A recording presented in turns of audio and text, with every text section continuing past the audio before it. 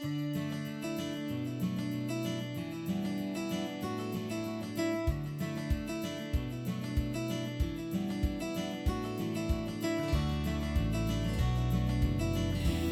just want to start like a series called House Parties, and I want us to like all get together at my house or someone's house, and we just like feel more cozy. It's almost like a dinner party, but more chill.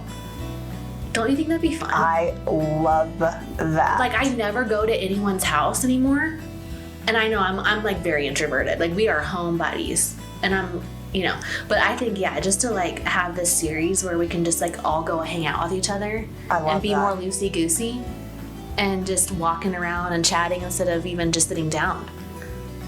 I having love that snacks so much. and whatnot. Okay, cool. Yeah. I was thinking of starting that. I was talking to Tony and Aaron about it.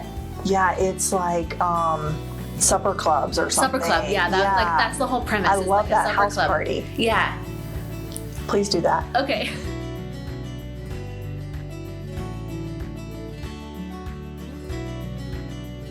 How did you guys start First Fridays? So, I had the studio, and he had moved to New York, AT did. And I was like, man, I just feel so isolated. Like, I don't know anybody. And I think also coming out of COVID, it was just like nobody was doing anything. And I just needed my people. And so we just said, hey, and then he moved back, and we're like, let's do this thing. Like, let's just start it and see who can come. And then, yeah, people, I feel like we've had our core group for the whole time, but people kind of come and go, and that's great, It's just fills my cup. Yeah, it's such like a great my group. Soul, yeah. Honestly, I was thinking about that this morning. Like, I feel like I'm a better person because of it. My soul feels better.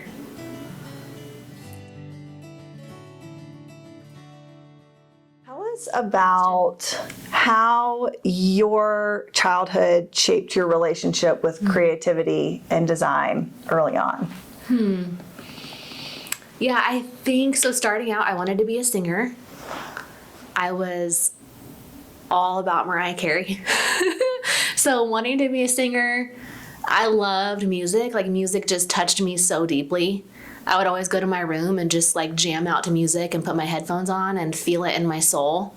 And I think that feeling of being so inspired, I always felt from a very early age that I wanted to inspire others in that same way. Though I do feel like music is so tricky because it's so hard to inspire someone with an interior, maybe the same way that you can with music. But I always just felt that of like, I want to inspire someone, like I feel inspired. And so I think very early on, yeah, just listening to music, and then I got into art, and then I was like, I didn't think I was quite good enough to be a singer. So then it was like, okay, I want to be an artist. So I got into art, and I would say my parents were a little bit discouraging on like, oh, you can't make money as an artist. And so I didn't really know exactly that much about design. It was like I was always shifting my room around, and my parents gave me the freedom to move things and like paint things and pick the paint color in my room. But I would say I didn't really have like a style. It was just experimentation. And yeah, I think it was just really that. And then I remember too, very early on, my dad, I was just talking to a friend about this, instilled in me, I would say, like a level of discernment towards quality. So it was like, how is this drawer built? Oh, it's dovetail joinery versus it being stapled, which is going to fall apart over time.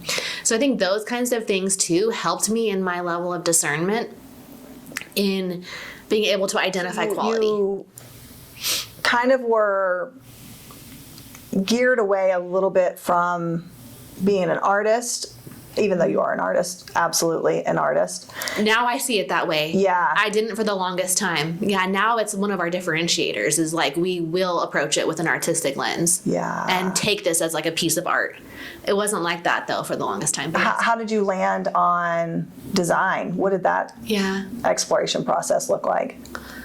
Good question. I honestly was just like, okay, I want to stay in state for college.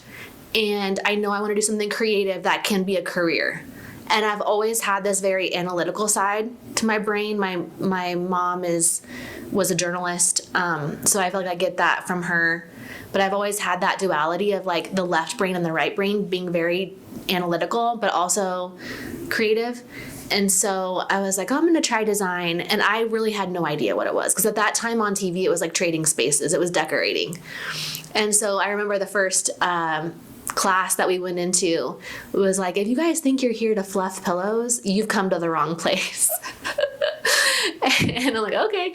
I don't know. I still feel like school, I don't even know if I knew what I was doing. I was just doing the things, doing the actions. And it wasn't really until I got my internship that I started to see like, okay, this is how it's applied.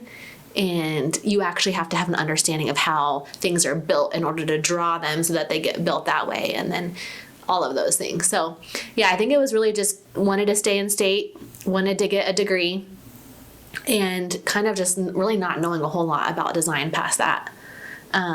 Just that it was that combination of creativity and analytics, and then also just like it could be a career potentially. It's crazy now because now I've been in it for 20 years and I feel like design now is so much more well known and more desired as a career than it was 20 years ago. Like I feel like 20 years ago, maybe it's because of social media, but I feel like design was like that well known. It was so small on the scale of being a lawyer, being a doctor, being a scientist. One thing that is so fascinating about interior designers is the ability to use both sides of the brain. Mm-hmm. And I think I just think that's fascinating because there are so many processes involved in interior design and structure. Yep. In addition to the creative side of things too. How do you go between the two? Mm-hmm. Yeah, I think it's good to have a strong math background, just with dimensions and scale and those kinds of things. So I do think with the drawing and the technical side, that comes into play with the left brain. It's very like you have to be process driven. You have to know how to build upon a floor plan, how to coordinate with others and engineers. And but I guess the I feel like even just the scale and understanding of scale and massing is a little more left brain. And then also the science of figuring out, how do I make this floor plan work? How do I rearrange things in this puzzle that makes it work? That to me is a little bit more analytical, and it's also digesting what the client has given us, because we ask all these questions of like, what are all of the things that you need to fit in this space, down to what is in each drawer. And so that is more of that kind of left brain.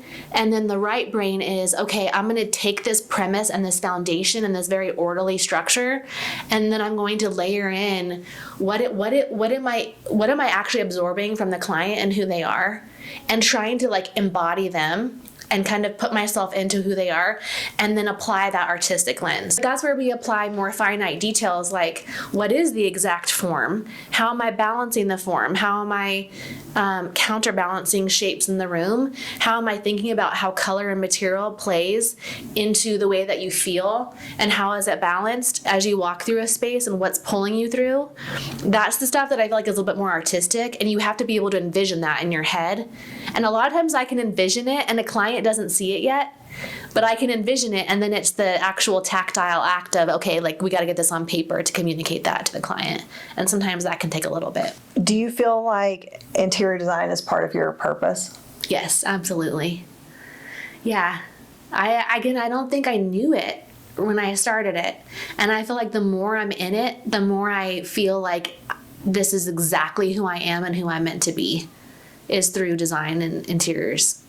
It's just like, yeah, shaping a feeling for people and helping them to feel like they're in their most inspired state. That to me is actually deeper than just the physical, oh, that's just a physical space, right? For me, it's a little bit more spiritual of like, I'm helping someone feel like they're a better version of themselves going into the world every day. So yeah, I love it. Is interior design a form of self-expression for you? Mm-hmm. Yeah, absolutely. Yeah, I think like you can't help but put an artistic lens onto it as the designer. So yeah, as much as I'm making this about the client, I'm still taking it from my lens. It's my interpretation of that client and our team kind of executing that together. So I think, yeah, you can't help but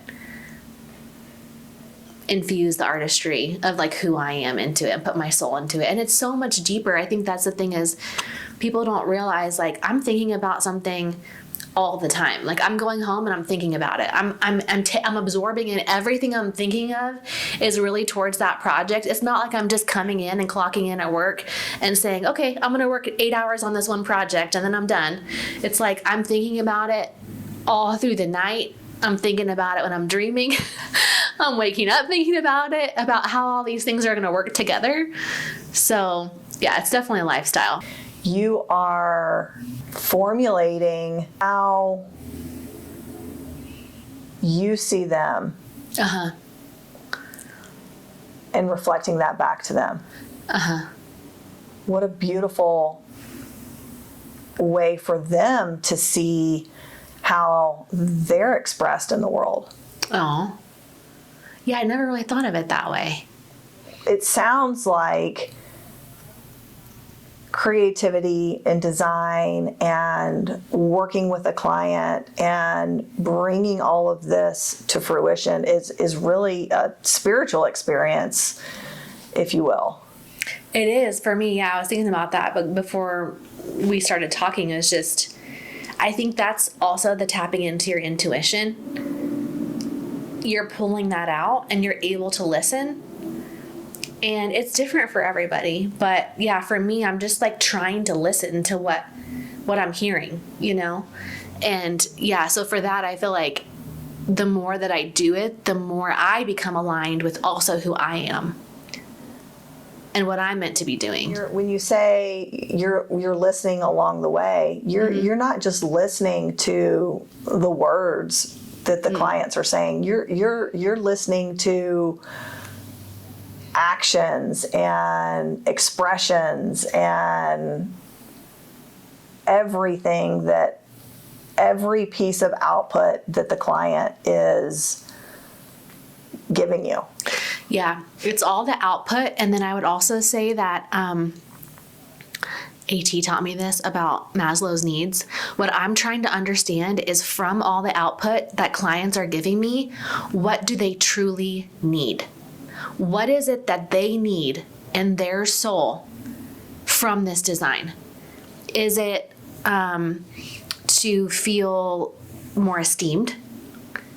This is a piece of esteem for them.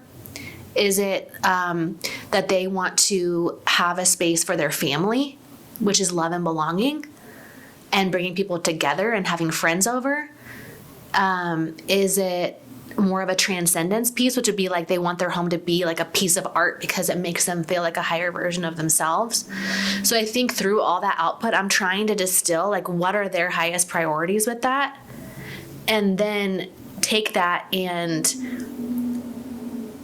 try to give that to them if we can. And do they know? I don't think most know that, no. Yeah. We've started incorporating that into our presentations. So this last presentation, we're doing this full custom home. And we started incorporating like the state's purpose in the beginning, which we had never done before, which was like, we're actually trying to get you to that love and belonging. We're trying to fulfill all those needs, right, within a home. We can't solve like all of the problems, and we can't necessarily make you a better person. But what we can try to do is like fill those buckets. And this is how we aim to do that. And they were like, wow, that's so cool. Like, that's really good to know your intention.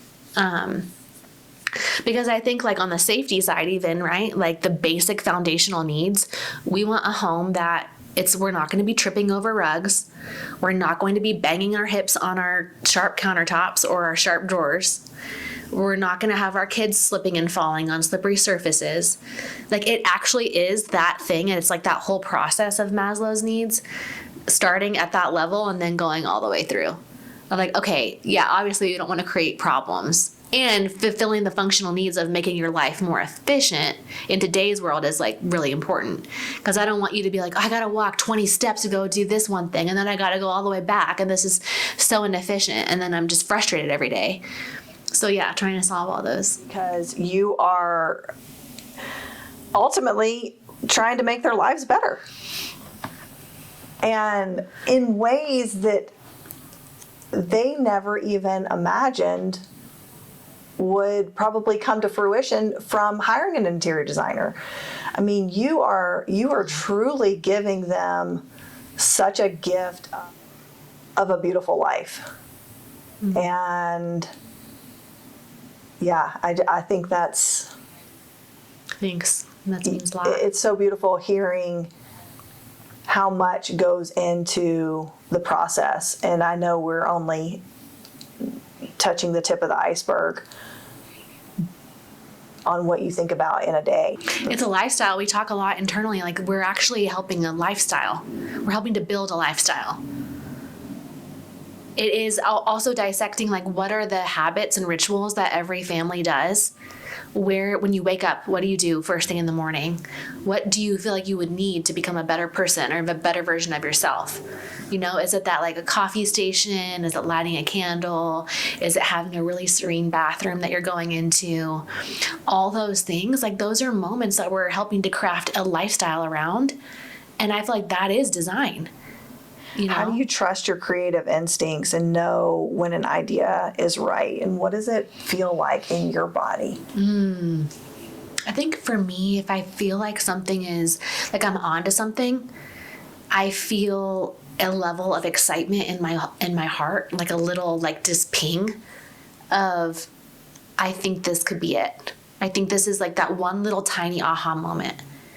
It's never like oh, this is like the thing. It's just like, I think this is just enough of an aha moment that all we need is that one tiny thing to have to create an experience. Because it's just the one little aha moment. It doesn't have to be some like novel, never been done before idea. It's just, it has to be done in a way that's a little bit different and unique.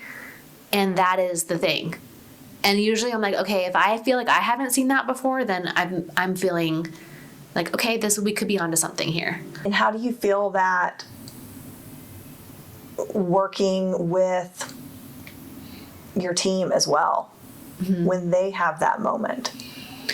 Yeah. What is that experience like? I think it's really exciting for me because just recently Rachel on our team had designed, I think sometimes it's like you can start taking a design down a path that maybe is a little bit more self-explanatory in the beginning. And then when you just have a little bit more time on it and you stop and you look at it from a distance and you think about it, you're like, wait, what is the problem that we're actually solving? And what I loved is that I loved her idea so much. And the clients were like, this is how the house should have been built if the architect didn't value engineer it probably like this. And that was the ultimate compliment of this is how it should have been done in the beginning, because it means it's highly contextual, but it's also solving their problem of what they need for their little coffee station. It was this built-in surround, and also as a visual balance in the room. But I was just like, yes, this is it. This is way better. So let's go with this. So I just love it. I feel like a proud little mama when I see them, and I'm like, yes, you guys, I love it. So I love being able to be a leader in that way, to be like, you know what, do your best work. And I'm going to encourage you to do your best work. I want nothing but your best work.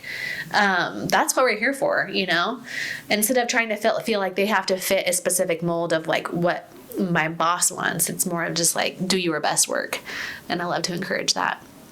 What does synergy feel like between State and the clients? Mm-hmm. Yeah, I feel like the ultimate synergy for us is working with a client that values design in the way that we also value it. That they value, we can kind of speak this language. They're valuing the experience. They're valuing the lifestyle component of it. and the deeper meaning. They're valuing that this is more than just like an aesthetic, right? It's a feeling. And they can pay for it. Even like we work with all different kinds of budgets, but I think just knowing that what we're trying to achieve is aligned with the budget, and on top of that, that they're kind people. And I feel like if we have those three things, then we're always operating at like the highest level of synergy. And it's harder to find too than one would think. Yeah. To have all three. Do of you those. feel like you found it more as you have come into clarity with it as a need, as state has progressed? I think if anything, it's more of like, I know when it's not a fit sooner than later. And that's the ultimate thing, because what can happen is if you're working with somebody for a year or two and you know that like there's this potential that like it's just they're not going to value what we're providing, or at the end of the day they're not going to be able to pay the bill, then why go through all that pain and that heartache? The determination of like, do we want to work with them or not? Is it a good fit? Because ultimately, like, we want to be able to do our best work, and if we can't, then it just takes away from other work. What role has self-trust played in the evolution of design for you? Yeah, I think it's just it's an evolving thing, because every client's different. We are artists, but we're also a service industry. So it's like, even at the end of the day, if a client is like, I want you to do your best work, but really there's so many other constraints at play that we really can't do our best work, and we really just need to do this transactional thing that's like draw the drawings and get the thing built, that can be hard. That can be hard for me, because we're not trying to, like, we can design to any budget, but like we need to also just have that trust from the client that we can do this. And I think for me it's just I trust myself. I trust myself to solve any problem. I think because I've been doing this for 20 years now, state for 10, I know that all I've done is be able to figure out stuff and solve problems. And so I know that there will always be a different problem. And now I have that feeling of like, I know I can solve it. I've been able to solve it. I've been able to get through it. And so I know I can solve it. Do I know all the problems that are going to happen? No, it's going to be a different problem tomorrow, but it's just that feeling of like, I've been self-reliant and gone through so many ups and downs that I know now how to be self-reliant, and that anything I can achieve anything if I put my mind to it. It's not going to be easy necessarily. That's not guaranteed. But I think just knowing like it's going to be up and down like a roller coaster, and you just got to ride the waves, I think that's what's so beautiful about interior design and interior designers and you is the ability to problem solve, and having just that guiding faith in yourself that I'm going to be able to solve any problem that comes my way. If there isn't that if there isn't that trust from the client, then it's just not a good fit. Yeah, and I think we still struggle with that though, because I think everyone values design differently. And I think it does go back to, if I'm feeling like they're not valuing it in the same way, like no matter what the budget is, if they're just not valuing it, if time and budget are the higher constraints over quality on the iron triangle, which I'm always also trying to figure out from our clients, is like, do you actually value quality?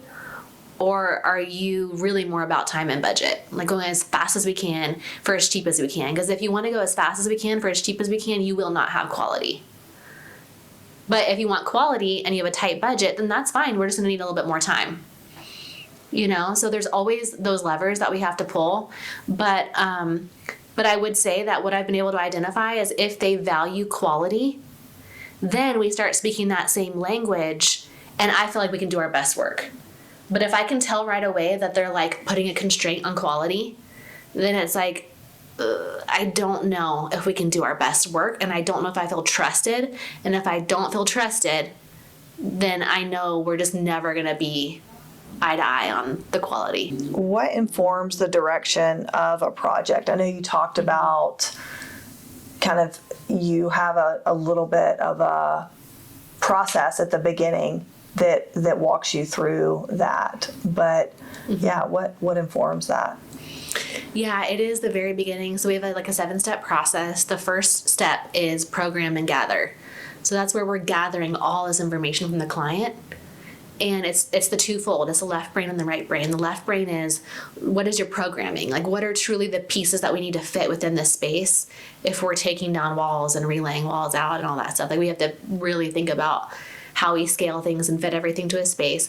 And then the other thing is the feeling. How do you want to feel? So all these questions we're asking them are kind of like personal brand or public brand oriented.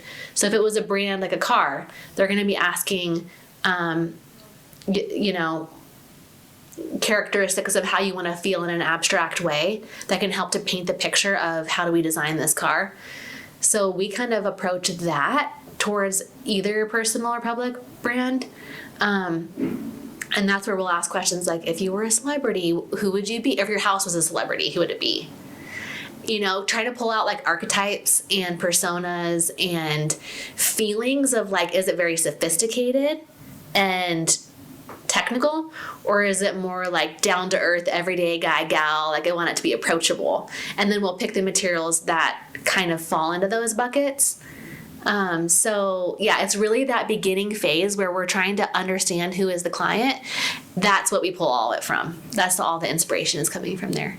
I love that this archetype approach to like who are you?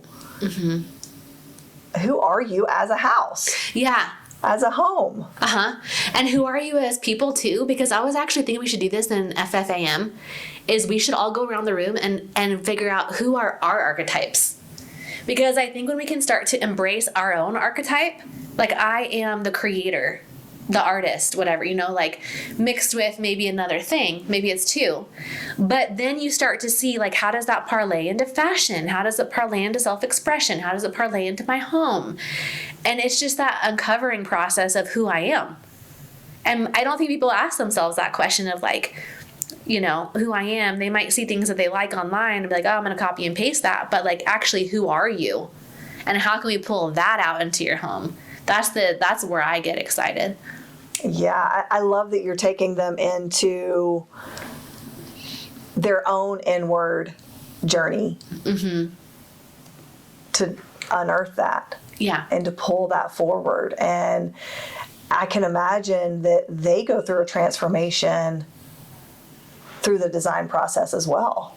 That's something I would love to, figure out and find out, and maybe do these surveys of like, what did you even feel like your style was before? How would you say that's changed? How do you feel like you've changed in the process? I think that'd be fascinating. I think one thing that can be tricky is like, I don't want to feel like I'm solving someone's like life necessarily, because that's a lot of pressure. But yes, to make them feel like I'm a better version of myself would be the goal. How has your aesthetic changed as you've grown inwardly? Good question. I feel like it's just matured as I've matured. I think like the being always absorbing details and my eye for beauty has changed as I've changed, as I continue to evolve and grow. And I think it's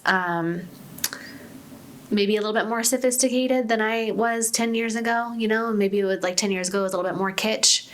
But I would say, yeah, I love things that are eclectic and mixed and not trying too hard, but also I'm a perfectionist, so I am trying, and I'm like, I can't like neglect that part of me. So I think, yeah, it's just overall just kind of a little bit more sophisticated maybe, but ever evolving, always absorbing things.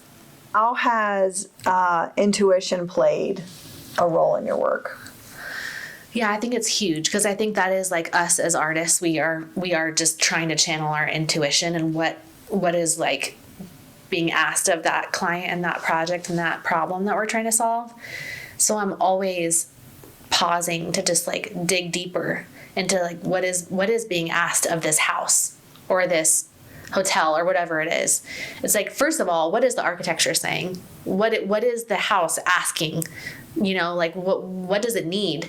And then it's marrying that up with the client. It's not just the client, it's also the architecture.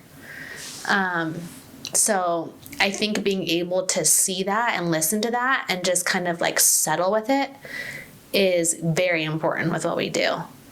That we're not coming in and trying to like apply this, we're going to force this one thing out of this. And because maybe it's like what's happening in the world today, it's popular, it's trending or whatever. Like I'm not really into that so much. It's more about listening to what is being asked of us.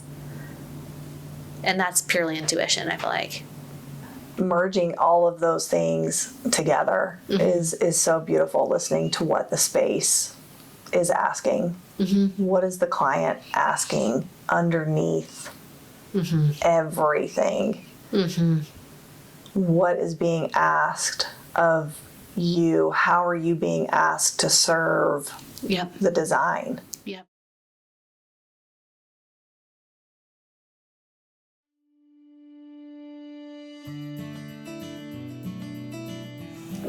What makes a project feel beautiful?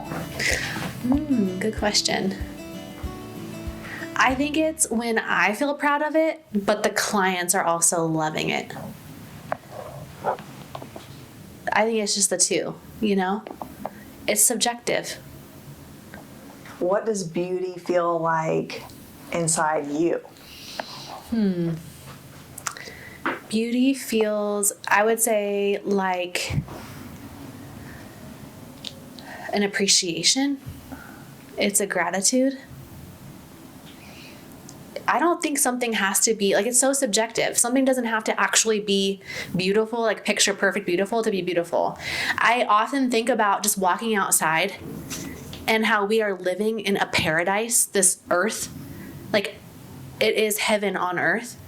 And how do we just appreciate the beauty that's already here for us and just enhance it instead of just trying to like mold it into this thing that we all think and try to force it into that, It's just valuing what's here.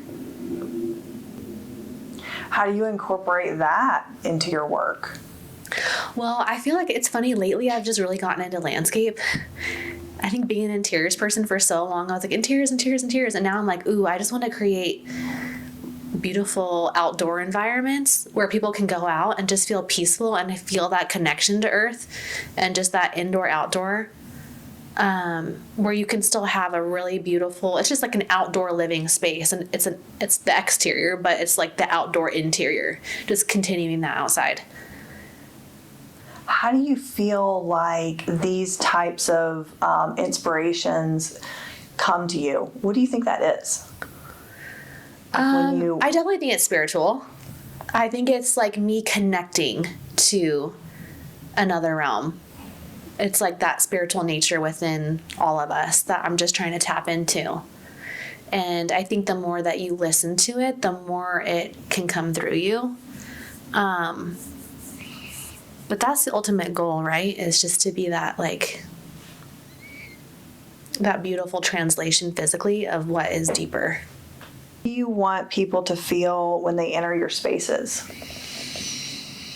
I think if it's like a public space, I would just say to feel inspired. It's to say, wow, like this makes me feel inspired. Now I feel like I'm either excited to go do something to create whatever that may be.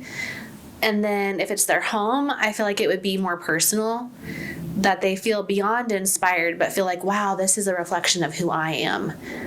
And I know myself better now. And I can go into the world and tap into that part of myself better, knowing who I am. So I think, it just depends the type of space, but ultimately inspired.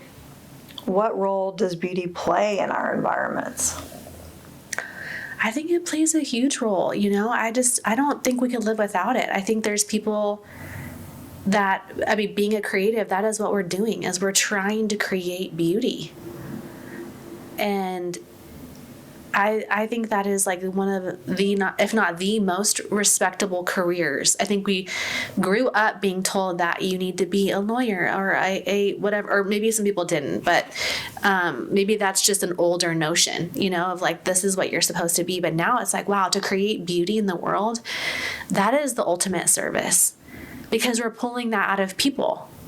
And to me, that's like, I want to show that to my kids of like, you can create stuff. Like, I value that personally so much. I think everything, every, you know, we need one of everybody. We need everything, but I love what it does to the world. Do you think that everyone has a responsibility to beauty? That's a good question. I was just talking to a friend about this too. It's like, does everyone value beauty? I don't know if they do. That's a really good question. Do you feel like they value? Do you feel like?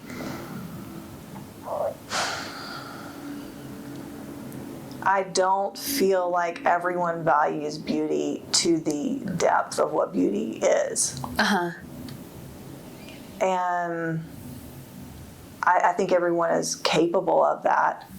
Yeah. But I think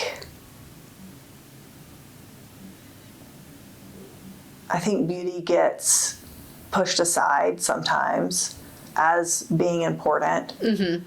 But just like you said, with the inspiration that you felt, that you're feeling toward nature recently, I do feel like we all are delivered moments where we're asked to pause and look at beauty. Whether or not we, you know, take ourselves up on those moments, I think, is another thing. Yeah. Take the pause to actually value what's in front of us. Yeah, and maybe a lot of it too is just if we all have different baggage and different burdens to carry, you know, and maybe for someone they're having a hard time seeing the beauty in their life at that moment.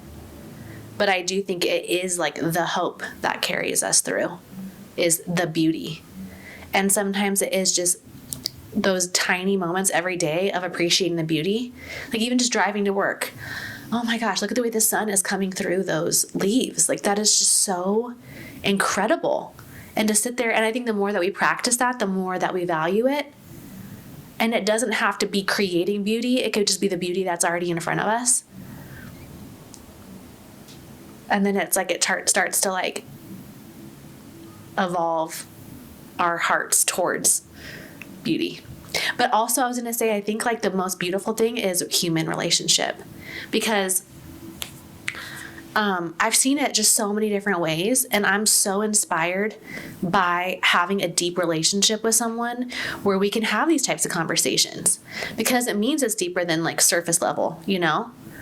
And that's what we're all here for, is just to work together and to have fun together and to not take everything so seriously and to learn to see the beauty even when it's hard.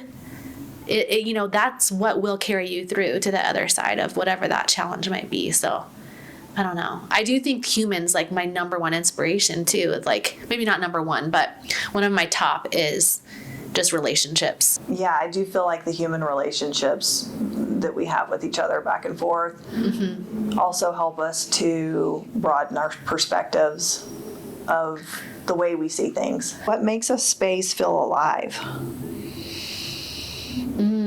I think it just can't be monotone in its style. It needs to have soul and pieces from different times and history and art and a feeling that it's been lived in and like human life, right? Because I don't know, just I don't feel soul from sterile spaces. I can appreciate modern, but like if you're walking in something that feels sterile, that's different. And that's what we try to go against, is just creating a feeling, like a tactile feeling that has grit and soul to it. And a lot of times too, that's music. Like we just added a record player at my house because we didn't have one. I grew up with listening to music every day. And I'm like, I want my kids to feel the tactile feeling of a gritty record playing instead of just Spotify on digital TV. I want them to feel that. So it's like the sounds, the smells, the sights, like all of our senses playing into that too. But yeah. I think it's stacks of magazines, stacks of books, inspirations, art, old things mixed with new things. How do you play and relax? Good question. It's taken me like a long time to. I feel like, okay, so this is my 10th year in business, 20th year doing design. 10th year in business, though, I feel like every summer I've been just working. And this is my first summer. I'm like, I'm going to enjoy the summer nights and weekends, like not be so crazy working because it just goes by so fast. So it's just getting outside, honestly, just like gardening, pulling weeds, mowing the lawn. We got an electric lawnmower. So I'm just going to mow the lawn and go back and forth and do the most mundane things and enjoy just doing the thing versus I think it's because it's physical versus like my mind is always going that is the break. It's just doing this like one simple task, right? Being with our kids, being with family, just having moments like family moments, family dinners. I love when I have the time and the energy and the inspiration to create a cool new meal that we haven't tried yet and just experiment with food. So loving that. Just getting outside. We live by a lake, so getting on the lake and getting sunshine on our faces. How do you spend time alone with yourself? So I was thinking about this the other day. I think sometimes my biggest moments of inspiration, of feeling like I just rejuvenated my soul, was when I'm laying with my kids before they go to bed and I'm watching them fall asleep. And I'm having to breathe slow because I'm trying to get them to breathe slow, to relax, to fall asleep. And then I'll just lay there before I usually don't fall asleep. I'll get up after they're falling asleep. But when I'm laying there in silence and like looking at how sweet their little faces are, sometimes it's just when all the things from the day I can just process. And it's just me with them and that connection, And then I also just say, like, in the car listening to music or podcasts is usually the main two. What's your favorite time of the day? So I used to be a night owl, and now I'm turning more into a morning person. But I would say right after or during having my coffee is when I'm the most inspired and when I feel like I can, like, do all these things and I'm inspired for the day. And then I also just love, like, sitting down for a family dinner. What time do you usually start your day? So this summer I've been starting later. This summer I've been actually like getting the kids to school or getting them ready and getting into the office like 9:30, which is really late compared to normal. Usually I'm like in by 8 or 8:30. So yeah. Can you tell us about a favorite object you have in your home? That's a good question. Okay, I actually do love this piece of art that we got. It was a limited edition print. There's only 50 of them made, and it's a digital artist. And I'm probably gonna butcher his name, but it's Dogdu, I believe. And he did this digital painting of this lady with these 3 Doberman dogs that are all black and brown, and it's all black background is in our dining room around her. And I just love that juxtaposition of light and dark and these dogs around this like beautiful, pure image, and just how that's symbolic for the world that we live in. So I love the meaning, and I just feel like I really connect with that piece. Do you have any collections? Yeah, we do. Let's see. I have this little wooden sculpture collection I got in Austin, Texas, that is like all these little 1950s wooden sculptures that are like 7 inches tall on our piano. So it's everything from like It's all people, types of people. But I just love these little hand sculpted moments. And then magazines I've collected. So I have like Arc Digest from 2008, maybe before. Elle Decor. Like I just stack magazines. Because sometimes also when I'm spending time to myself, maybe it's the weekend, it's just like I'm gonna have my coffee and I'm actually gonna sit here. I'm not gonna look at my phone. I'm gonna pan through a magazine. And then my kids will grab one too and they'll look through magazines. But just to sit there and have that like tactile experience of looking through a magazine, I feel like is so inspiring. So yeah, and then texturally, I just like stacks of magazines. That is amazing. The gold that's in those I know. Those magazines. I know. When and where do you feel most like yourself? Home and the studio. Yeah. What rituals help you return to yourself? I think just family time, because they keep you accountable and they bring you down to earth.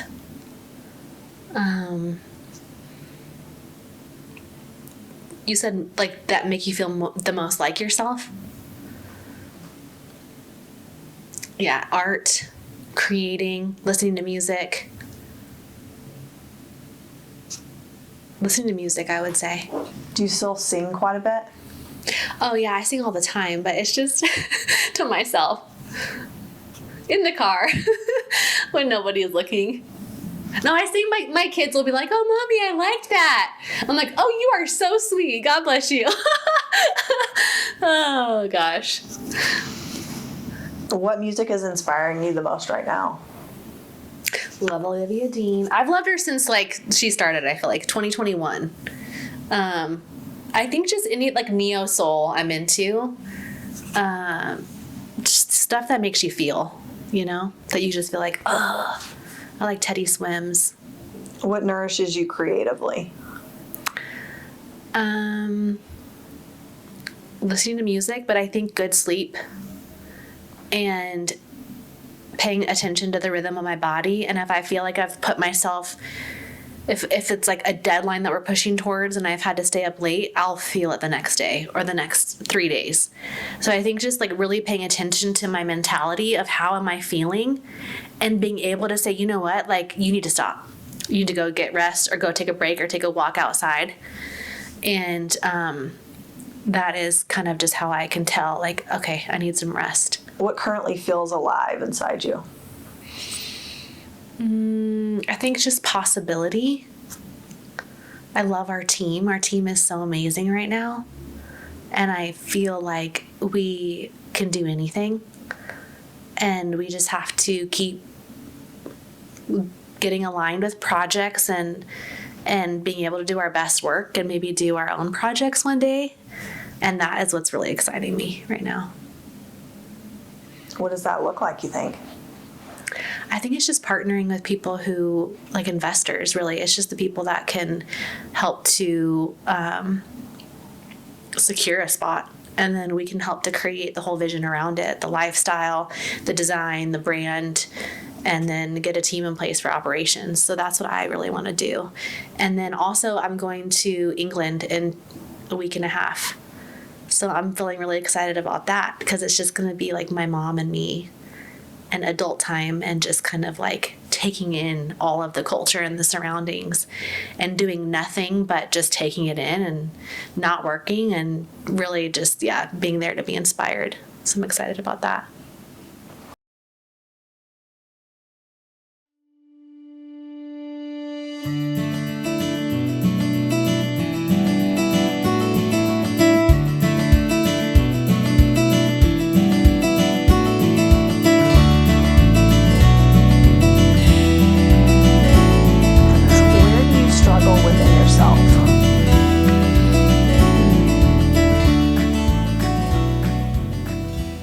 Good question. That's deep.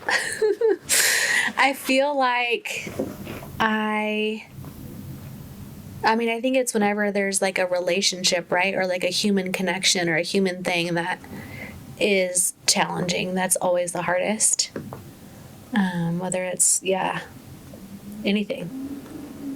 It just requires the most patience out of us to just stop and be like, okay, no, this is not necessarily a reflection of me. It's just, how do I not let that bring me down or get to me, right? So I think that's always the hardest. And then, just wanting to be the best mom I can be. What inner battles have shaped you? I think growing up, my parents were divorced when I was very young. And I think just growing up with kind of that division was just something I had to kind of work through as a kid. And still, and now it's just part of my story and who I am. But I think it also shaped me to be the mom that I'm like, I really want my kids to have just this like solid home and 2 parents if possible. Can you share something your work has taught you about yourself?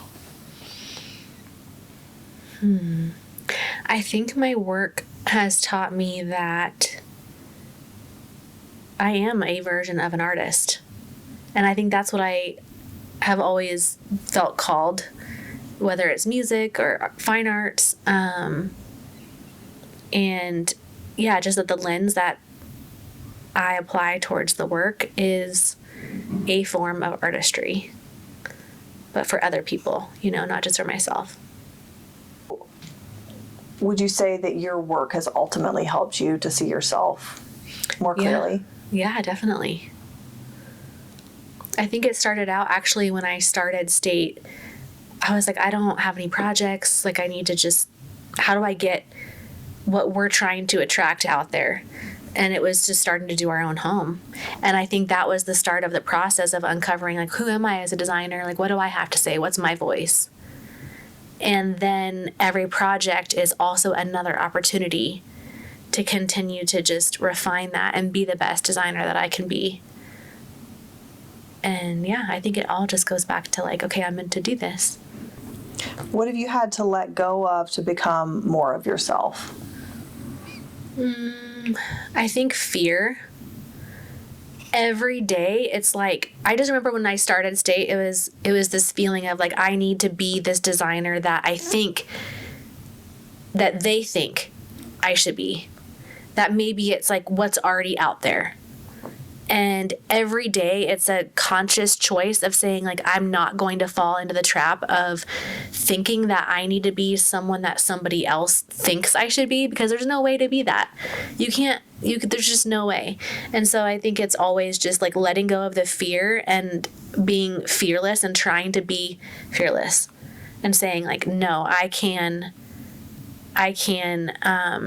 ignore those voices in my head and just be the very best.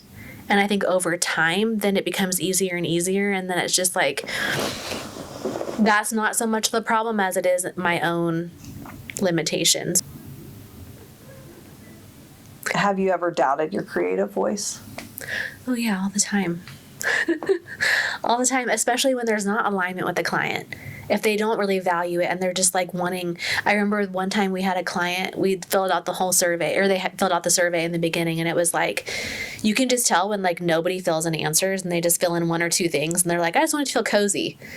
And I'm like, okay, like there's nothing we can pull here from that, So how do you expect me to read your mind on what your version of cozy is if you can't articulate any of these questions I'm prompting you? So when there's that misalignment, then I'm like, okay, I don't feel valued, I don't feel appreciated, and then I feel like they're doubting me, and then therefore I feel doubted, and that's when I have to stop myself and say, no, it's just a misalignment. How do you want to feel inside? I want to feel inspired, I want to feel balanced, and I want to feel at peace. And do you feel that? I do, yeah. I think it's always like a thing. It's always a struggle. There's always something that's combating that. And so just letting that be.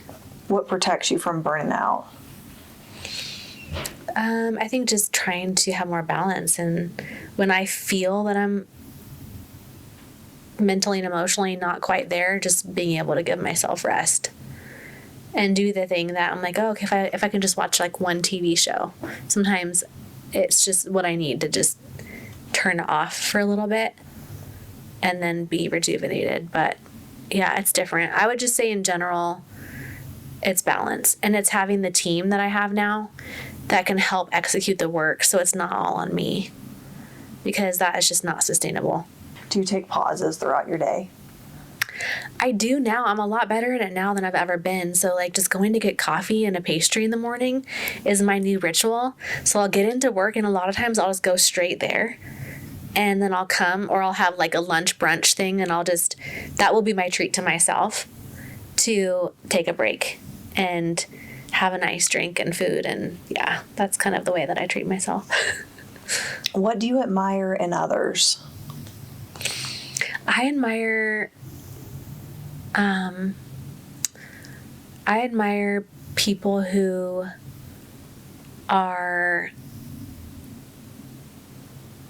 they know who they are. They can live their life courageously by just being authentic to who they are. And I think I admire people who are emotionally steady, that don't like have one thing that just ruffles their feathers so hard that it becomes this big, just the steadiness and emotional EQ. And yeah, just being able to have deep conversations, I think, too. Friends or family, just being able to be in the moment and be present with one another and be able to talk about real life things instead of just superficial stuff. What do you want the world to know about you? I think I'm just trying just like everybody else. And like, let's just all be kind towards one another and just try to see the good in each other, It's simple. What do you want women listening to remember about themselves? I think women specifically are really good at listening to their inner voice and their intuition. And I feel like what I've found is just that the more you listen to that, the more the truth and your purpose comes out, and the more you feel so secured in yourself. And so I think like I would just hope that everyone could just listen to their intuition just a little bit more every day and like look for what are those things telling me that I need to do, and just live in that truth. Do you know how beautiful you are? Oh. No, I don't think so. What's sweet of you to say, though? I don't know. I think like we're our hardest critics, But I do know just the way that I look at my kids, and I'm like, they are perfect. Like, they are just here for a reason. They are so sweet. They are so pure. I know that we all have that in us, And so I do feel like I have a purpose, and I'm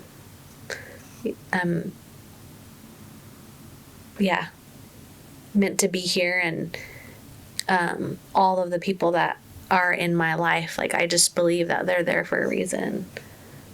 So that's beautiful. Do you feel like you're getting closer to understanding the beauty within day by day? It's funny because I never really thought of it as beauty, I guess. So in my head, I think of it more maybe as like purpose, and intention, and like maybe that is beautiful, because then it's like, okay, yes, we are all just like, I can appreciate how beautiful it is just to go outside and see how beautiful nature is. And there's those seasons of nature too, where like sometimes, were you and I talking about this, about the fallow? Okay, so there's a period in nature where nature just has to retreat, and it's called the fallow season. It's where it's like there's nothing blooming, it's just under the soil. It's all the I think it's called fallow.